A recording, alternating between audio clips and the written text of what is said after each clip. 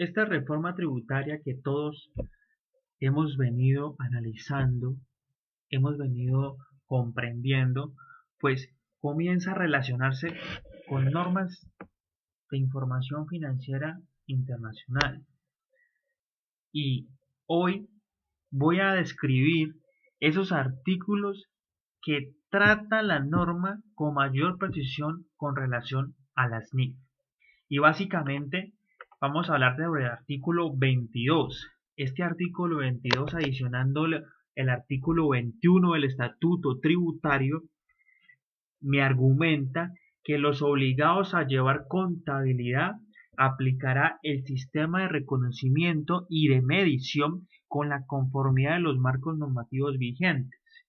Recordemos que los criterios de medición de las normas internacionales es dependiendo de cada sección o de cada NIC que comienza a tratar ese tema específico para poder establecer un reconocimiento.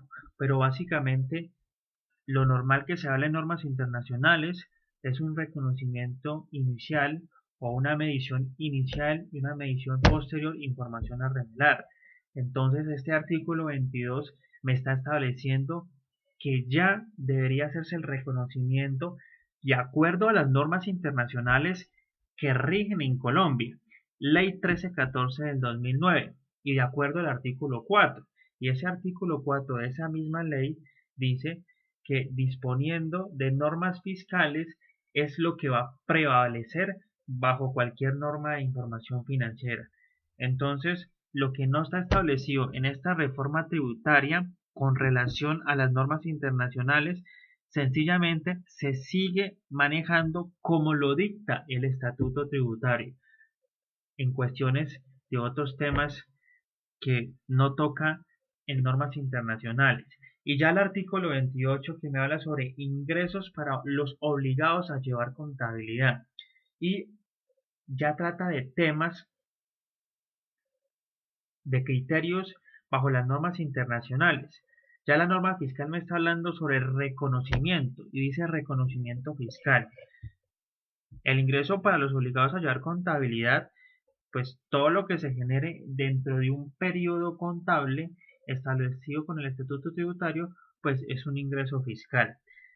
Los ingresos deben ser en conformidad con los marcos normativos contables y me habla de el otro resultado integral, que es una forma que se comienza a hacer el reconocimiento de algunas partidas hacia el ORI. En el momento que yo hago el reconocimiento del ORI no tiene ningún impacto fiscal, pero cuando yo reclasifico ese ORI en mi estado de resultados y comience a impactar en mi patrimonio como un ingreso, ahí sí debe hacerse un reconocimiento fiscal y es lo que está estableciendo este artículo 28.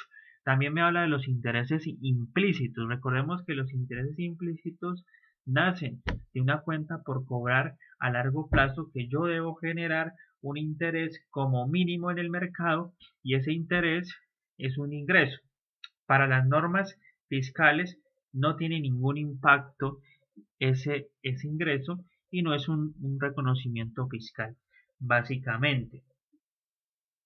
Hablamos también de los artículos 32 que se adiciona al artículo 33 y me dice que el tratamiento tributario de los instrumentos financieros medidos al valor razonable.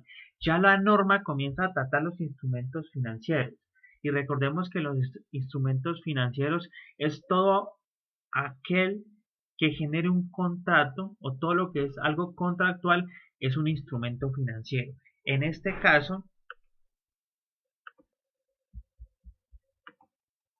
¿y qué me dice la norma básicamente? Que los instrumentos financieros en esta reforma tributaria. Me dice y clasifica a los títulos de renta fija y títulos de renta variable. Según la norma fiscal, los títulos de renta fija son aquellos como los CDTs, como renta de fijo diario, en fin, son títulos que no presentan riesgos en cuanto al cambio del valor del contrato o del valor del del título que se está otorgando. Pero los de títulos de renta variable son como las acciones, son algunos tipos de títulos que sí pueden cambiar por cambios en el mercado, por cambios en situaciones económicas, por cambios de tasas de interés, en fin. La norma fiscal lo que me establece es que la utilidad o la pérdida de este instrumento financiero tendrá un impacto fiscal una vez en su anegación o en su venta del título de renta fija o el título de renta variable. Esta diferencia pues se determinará en un reconocimiento fiscal según el costo fiscal que se haya establecido. Entonces recordemos lo de los costos fiscales que tiene el estatuto tributario. Y también habla en el numeral 3 sobre los instrumentos financieros como son los derivados. Y recordemos que los derivados básicamente es la contabilidad de coberturas.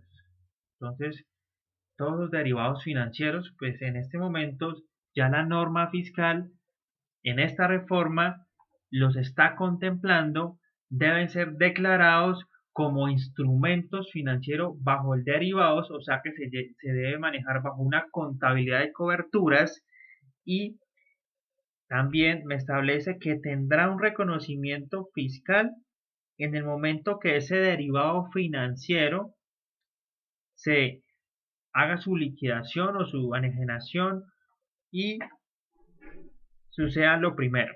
Eso es lo primero que me establece en cuanto a instrumentos financieros.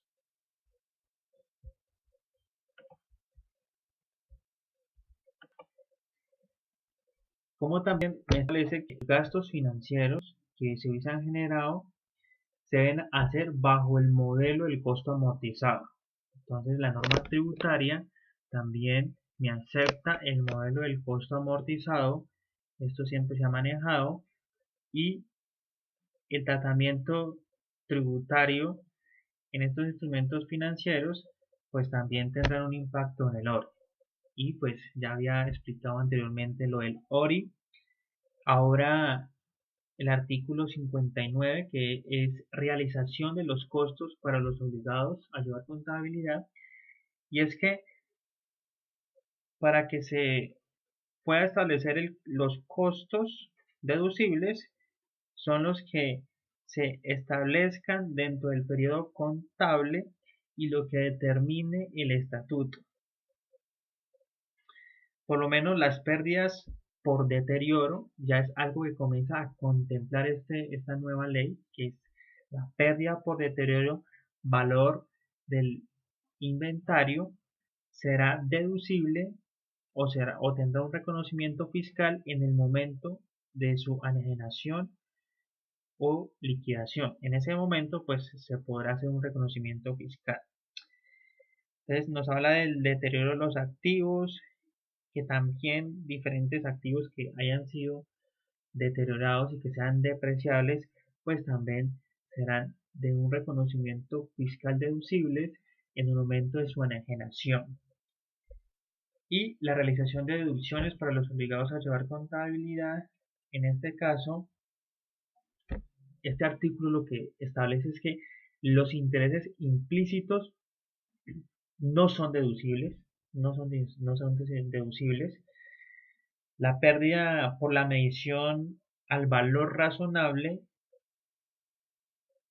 las pérdidas por valor razonable de los activos será deducible, pero en el momento de su anegación. Y los pasivos contingentes que establecen las normas, como los costos de desmantelamiento o algunas pasivos contingentes que ha detectado o que ha reconocido mediante la contabilidad, pues serán deducibles en el momento de su desembolso.